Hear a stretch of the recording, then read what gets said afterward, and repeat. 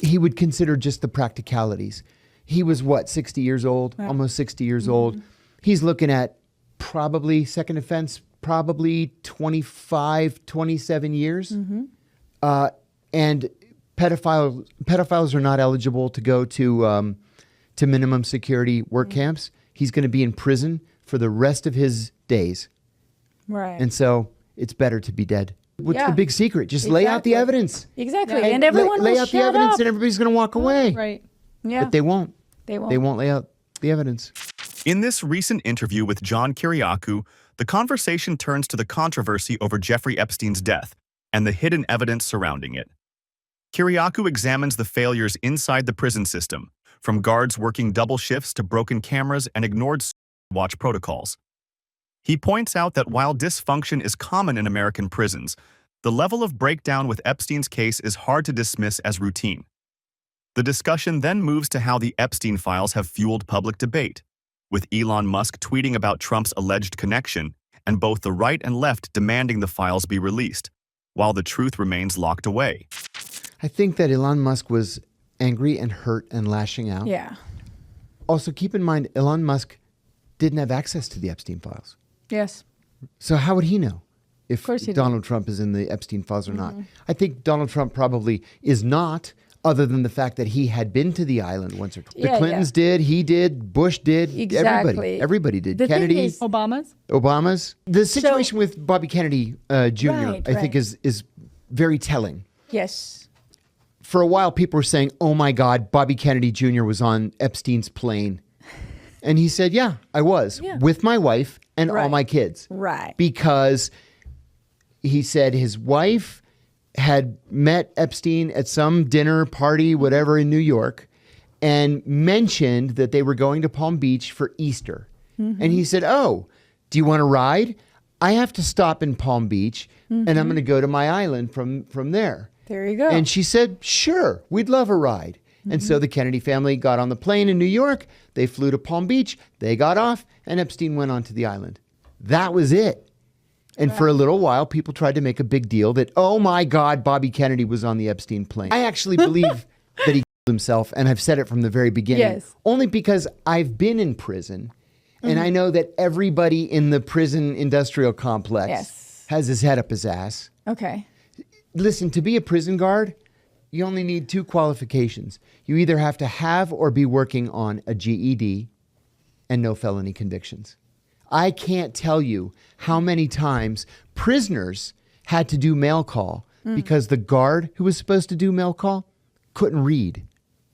That's who we have guarding our prisons, especially the ones that the one that he was in, because nobody wants to be in the violent prisons. If you have 2 ounces of brains, you're going to be in the minimum security or the low security, not the maximum security MDC, Metropolitan Detention Center. And so I remember speaking to a friend of mine who was convinced that, and I said, look at this one step at a time. The guards are not supposed to work more than 8 hours. Okay. Both of the guards on that unit had worked double shifts, 16 hours. Right? Because they're short-staffed. You're not supposed to work more than 8 hours. Okay. They do it anyway. Number 1. Number 2, the camera was broken. Guess what? All the cameras are broken. That's why people are always having sex in the chapel or underneath the stairs when you go down to the mailroom. The cameras are always broken. Right. If somebody is or thought to be, he's supposed to be placed in a room with windows on 4 sides. And you have volunteer prisoners just sitting there in a chair like this, staring at him, 4-hour shifts, 24 hours a day to make sure that he doesn't kill himself. And he's not given sheets. His sheets are made of paper, so he can't. And every step of the way, there was a breakdown. Like, oh yeah, and I think especially for a sociopath, it would be a rather easy decision. Really? Yeah, it would be devoid of emotion. He would consider just the practicalities. He was what, 60 years old, almost 60 years old. He's looking at probably second offense, probably 25, 27 years. And pedophiles are not eligible to go to minimum security work camps. He's going to be in prison for the rest of his days. Right. And so it's better to be. Kiriakou explores how the secrecy around the Epstein files has become a political weapon, drawing in high-profile names like Donald Trump and Elon Musk. He clarifies that Musk never had access to the actual files, and that rumors about Trump's involvement are mostly based on speculation and brief contacts with Epstein, similar to many public figures. Kiriakou explains that many celebrities and politicians appeared on flight logs or guest lists without any knowledge of Epstein's. But the lack of transparency from authorities keeps these suspicions alive. He questions why, despite all the public interest and media coverage, no real evidence, no videos, no documents has been released. Kiriakou suggests this ongoing secrecy serves to protect powerful interests and maintain confusion, rather than provide answers or accountability. I have to agree.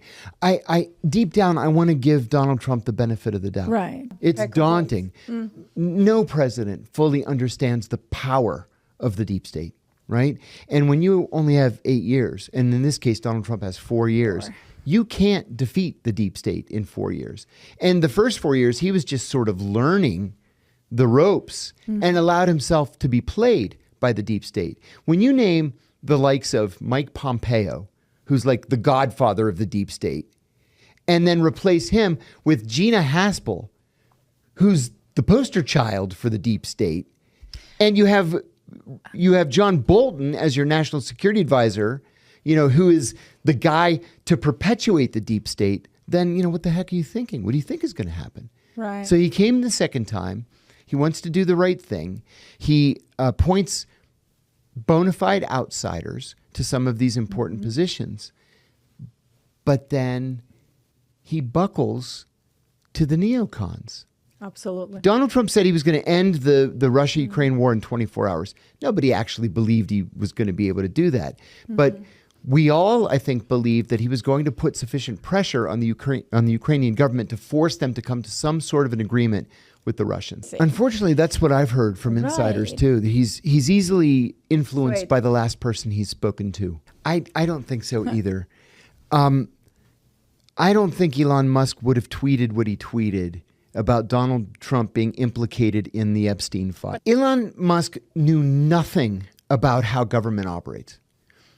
You can't just go in and fire people. We have this thing called the Civil Service Act. Right. And so he would go in and say, we're laying off 200 people. Sorry, Chief. No, we're not. That's not how Washington works. You have to work within the confines of the law. And then he would just move on to the next, to the Social Security Administration or the Office of Personnel Management or 14 people at the CIA because they were working in DEI, whatever. Right. Yeah, no, you can't do that. You can transfer people around. You can make their jobs so uncomfortable that they leave on their own volition. But you can't just go in and say, I'm going to downsize. John. But that's real life. Yeah, it takes time.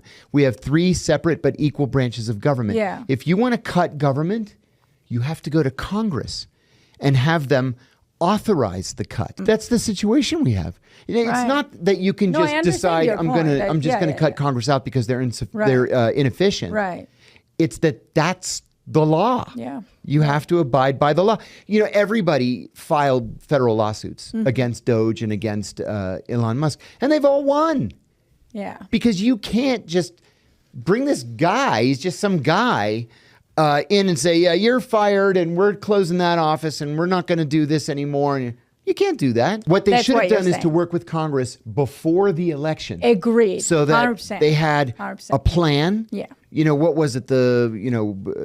Plan to Save America or whatever the heck it was called in the 90s that Newt Gingrich had, where they would come up with a plan to say, we're going to slash the federal budget and this is how we're going to do it. If we win a majority in the 2 houses of Congress, which they ended up winning, and the White House, which they also ended up winning, implement this plan. Because remember, on budget issues, there's no filibuster. Right. You only need 51 votes in the Senate, or 50 plus the vice president. And in the House, it's just a simple majority of 50% plus 1. Right. But they didn't even it didn't even occur to them that there's an appropriations and authorization process that you go through to do this kind of thing. They just figured out we'll just wing it. We'll just fire everybody. They can sue us and we'll probably win. And they didn't win. They lost. Kiriakou's account of the Epstein case exposes a system where critical evidence can be withheld and every major safeguard can fail without explanation. The refusal to release the files or surveillance footage leaves the public with more questions than answers and allows conspiracy theories to thrive.